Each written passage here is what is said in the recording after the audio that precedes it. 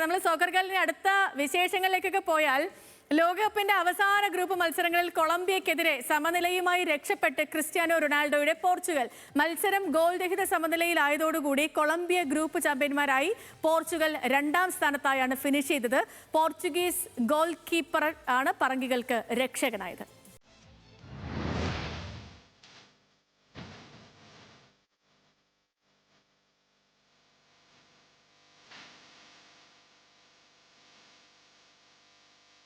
Group ചാമ്പ്യന്മാരാക്കാൻ കളത്തിലെത്തിയ Cristiano റൊണാൾഡോയ്ക്കും സംഘത്തിനും നിരാശ. പറങ്കികളെ goal രഹിത സമനിലയിൽ തളച്ച കൊളംബിയ ഗ്രൂപ്പ് ജേതാക്കൾ. മത്സരത്തിന്റെ തുടക്കം മുതൽ ഇരു ടീമും കാഴ്ചവെച്ചത് മികച്ച മുന്നേറ്റങ്ങൾ. ഇരുവശത്തേക്കും ആക്രമണ പ്രത്യാക്രമണങ്ങൾ.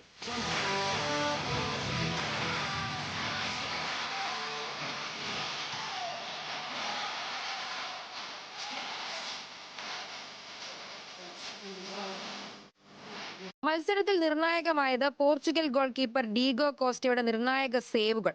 കൊളംബിയയുടെ ഗോളെന്ന ഉറച്ച 6 ഷോട്ടുകളാണ് കോസ്റ്റ തട്ടിയകറ്റിയത്.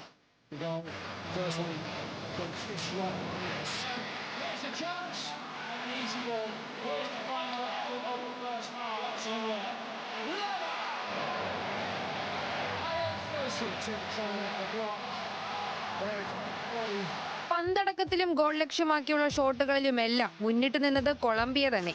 മറുവശത്ത് ക്രിസ്ത്യാനോയ്ക്കും സംഘത്തിന് മുതിർക്കാനായത് 13 ഷോട്ടുകൾ. ഓൺ ടാർഗറ്റിലാകട്ടെ 2 എണ്ണം മാത്രം.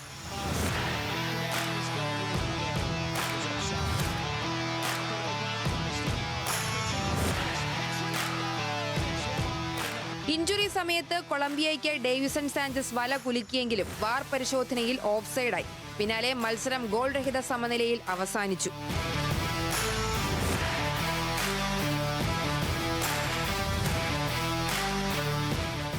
അതേസമയം ഗ്രൂപ്പിലെ മറ്റൊരു മത്സരത്തിൽ ഉസ്ബെക്കിസ്ഥാനെതിരെ കോങ്കോ 1-2 ഗോളുകൾക്ക് ജയിച്ചു. ജയത്തോടെ കോങ്കോ 3ാം സ്ഥാനക്കാരായി നോക്കൌട്ടിലെത്തി.